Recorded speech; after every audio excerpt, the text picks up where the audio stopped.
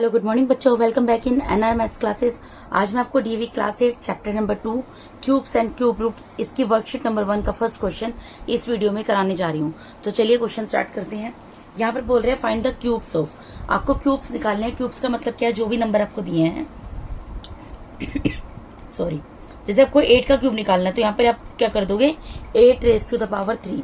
ठीक है, इसका मतलब है आपको 8 को 8 से 3 टाइम्स मल्टीप्लाई करना है और जो भी आंसर आता है यहाँ पर लिख देना है।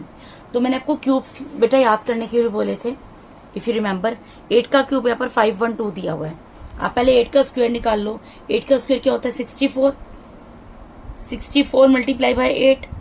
64 को जब आप 8 से मल्टीप्लाई करेंगे ये आपका आएगा 512 और ये आपका होगा आंसर। ठीक है बेटा, आप मल्टीप्लाई करके भी देख सकते हैं। मैं आपको दिखाई देती हूँ। यहाँ पर 64 को 8 से मल्टीप्लाई कर लो। 8 4 सा 32, कैरी किया 3। 8 6 सा 48, 48 प्लस 3 51। ठीक है, आप 13 का क्यूब निकालना है, सेम होगा 13 रेज टू द पावर 3। तो 13 multiply by 13 multiply by 13। 13 multiply by 13 आपने स्क्वायर याद किए थे। 13 का स्क्वायर 169 होता है। इसको 13 से मल्टीप्लाई कर लो। 169 को 13 से मल्टीप्लाई करके दिखा देती हूँ मैं यहाँ पर आपको। 3 9 से 27, कैरी गया 2। 3 6 से 18, 18 प्लस 2 कितना होता है बेटा 20, कैरी गया 2। 3 1 से 3 प्लस 2 5, 9 6 1। 1 से मल्टीप्लाई करेंगे सेम नंबर आएगा। तो 13 का क्यूब बेटा आपका क्या निकल गया जब हमने इन दोनों को मल्टीप्लाई किया, 2197, 2197। ठीक है बेटा, 169 को जब मैंने 13 से मल्टीप्लाई किया, मल्टीप्लाई करके दिखा दिया, 2197 आएगा। 2197। अब निकालना है 17 का क्यूब। 17 का क्यूब मतलब 17 को 17 से 3 टाइम्स मल्टीप्लाई करना है। 17 का स्क्वायर से आपने याद किए थे। 17 का स्क्वायर क्या था बेटा, 17 को 17 से मल्टीप्लाई करते हैं 289 आता है, उसको 17 से मल्टीप्लाई कर लो। यहाँ पर मैं आपको करके दिखा देती हूँ। 289 को 17 से मल्टीप्लाई, 9 7 से 63, कैरी गया 6, 9 सॉरी 7 9 से 63, कैरी गया 6, 7 8 से 56, 56 प्लस 6 कितना होगा बेटा 62, कैरी गया 6, 7 2 से 14, 14 प्लस 6 20, मल्टीप्लाई 1 9 से 9, 1 8 से 8, 1 2 से 2। तो कितना आ गया यहाँ पे 3 आ गया। इनको प्लस करेंगे, 2 प्लस 9 11 हो गया, कैरी गया 1, 8 प्लस 1 9 हो गया और 2 और 2 4 हो गया, 4913, 4913। ये निकल गया हमारा 17 का क्यूब। बेटा एकदम सिंपल क्वेश्चन है, क्यूब निकालना है यानी कि उसी नंबर को उसी नंबर से, सेम नंबर को उसी सेम नंबर से 3 टाइम्स मल्टीप्लाई करना है। सॉरी, अब डेसिमल वाला नंबर आ गया, इसका क्यूब निकालना है। तो इसका मतलब 1.1 मल्टीप्लाई बाय 1.3 मल्टीप्लाई बाय 1.3 कर देते हैं बेटा। देखो बेटा, जब 1.3 को 1.3 से 13 जब 13 से मल्टीप्लाई होता है तो ये होता है 169। ठीक है, डेसिमल कहाँ लगेगा बेटा, मैंने आपको सिखाया था। जो डेसिमल के बाद जितनी डिजिट है, डिजिट काउंट करनी है। डेसिमल के बाद ये कितनी डिजिट है 1, यहाँ डेसिमल के बाद कितनी डिजिट है 1, 1 प्लस 1 कितना हो गया 2। तो यहाँ से पीछे से 1 प्लेस से काउंट करते हुए 2 डिजिट के बाद डेसिमल लगा देना है।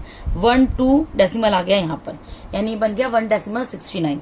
अब 1.3 को 1.3 को जब 1.3 से मल्टीप्लाई किया 1.69 आया। अब इसको मुझे किससे करना है मल्टीप्लाई, 1.3 से। 1.3 है बेटा, इसके नीचे लिख दिया। अगर यहाँ पर कुछ भी नहीं है इसका मतलब यहाँ पर 0 है। ठीक है, आप 0 लगा दो। मैं इसको मल्टीप्लाई करके दिखा देती हूँ आपको। 0 को सब नंबर से करेंगे, 3 डिजिट है, 0 आ जाएगा।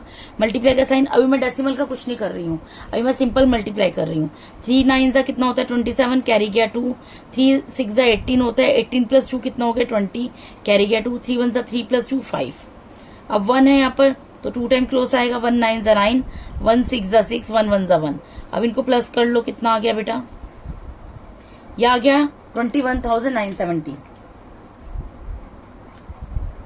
अब इसका डेसिमल कहाँ लगेगा बेटा, देखो डेसिमल के बाद कितनी डिजिट है यहाँ पर, देखो यहाँ पर 1 2 3 4, जीरो भी काउंट करेंगे ना, डेसिमल के बाद ही है ना, तो 1 2 3 4, 1 2 3 4, तो 2 डेसिमल आएगा। ठीक है बेटा, तो आंसर क्या आ गया आपका 2.1970। अगर ये जीरो हटा भी दो तब भी फर्क नहीं पड़ेगा, अगर आप इसको साथ में लिख दोगे तब भी कोई फर्क नहीं पड़ेगा। आपका आंसर आ रहा है 2.1970, या इसको आप ये भी लिख सकते हो 2.197, दोनों ही सही हैं। ठीक है, अब ऐसे ये लिख देना बेटा। अब 0.06 को मल्टीप्लाई करना है, इसी को इससे 3 टाइम्स, यानी कि इसका क्यूब निकालना है। तो क्यूब निकालते हैं 0.06 का, इसका मतलब 0.06 को 0.06 से एक बार मल्टीप्लाई करेंगे, फिर जो रिजल्ट आएगा, आप तीनों को एक बार मल्टीप्लाई करके भी लिख सकते हैं बेटा, समझ लो, तीनों का मल्टीप्लीकेशन जो आएगा वो भी लिख सकते हो। मैं यहाँ पर अलग अलग मल्टीप्लाई करके लिख रही हूँ। ठीक है, पहले हमें क्या करना है, और बेटा आपको एक आसान ट्रिक और बताती हूँ इस क्वेश्चन को करने के लिए। यहाँ पर देखो डेसिमल आपको किससे करना है, बेसिकली आपको मल्टीप्लाई करना है 6 को 6 से करोगे कितना आएगा 36, और 36 को 6 से करोगे कितना आएगा 6 6 36, कैरी गया 3, 6 3 18, 18 प्लस 3 कितना होता है 21। एक ही बार में ये आंसर आपका आ जाएगा। कितना आ गया, देखो आपको एक आसान चीज बता रही हूँ बेटा, इतना लंबा मल्टीप्लाई करने के से अच्छा है, क्योंकि जीरो वाला है इसलिए बता रही हूँ आपको। 0.06 दिया है, मल्टीप्लाई बाय 0.06 दिया, मल्टीप्लाई बाय 0.06 दिया। आप क्या करो, 6 को 6 से 3 टाइम्स मल्टीप्लाई कर लो। 6 को 6 से 3 टाइम्स करोगे क्या आएगा 216 आएगा। थोड़ा पीछे करके लिख दो। ठीक है, पीछे करके क्यों लिखा मैं आपको बताती हूँ। अब यहाँ पर ये देखो डेसिमल के बाद कितनी डिजिट है 1 2 3 4 5 6, तो आपको 6 डिजिट बनानी है डेसिमल के बाद। तो ये 3 तो है ना, तो 6 कैसे बनेंगी 4 5 6, और यहाँ पर डेसिमल लगा दूंगी और यहाँ पर 0। ठीक है बेटा, समझ आया, ये आपका आ गया आंसर। मैंने इसमें क्या किया है, आप इतना लंबा चौड़ा मल्टीप्लाई करेंगे उसमें गलती होने के चांसेस भी बढ़ जाते हैं। आप 0.06 को पहले 0.06 से करोगे, फिर जो आंसर आएगा उसको 0.06 से करोगे। मैंने आपको एक आसान चीज बता दी, क्योंकि 0.06 है ना, तो 6 को 6 से 3 टाइम्स मल्टीप्लाई कर लो, आ गया 216। अब डेसिमल के बाद यहाँ पर कितनी डिजिट है, यहाँ देखो डेसिमल के बाद 1 2 3 4 5 6, तो मुझे डेसिमल के बाद 6 डिजिट बनानी है, तो 3 डिजिट तो मेरे पास आ रही हैं। अब 6 कैसे बनाऊंगी, ऐसे अपनी मर्जी से कोई और नंबर तो लिख नहीं सकते, तो मुझे क्या करना पड़ेगा 6 बनाना है ना इसको, तो 3 डिजिट है तो 3 टाइम्स और 0 लगा दिया, 6 डिजिट बन गए ना। देखो काउंट करो 1 2 3 4 5 6, और डेसिमल लगा के पहले एक 0 लगा दिया, ये आपका आंसर आ गया। ठीक है बेटा, अब नेक्स्ट क्वेश्चन पे मूव करते हैं। 0.4, इसका भी क्या निकालना है क्यूब, ये भी इजीली हो जाएगा बेटा। देखो 0.4 को 0.4 से मल्टीप्लाई करना है, फिर उसको भी 0.4 से करना है। अब 4 को 4 से 3 टाइम्स कर दो, 4 4 16, 16 4 64, 64 मैंने यहाँ पर लिख दिया।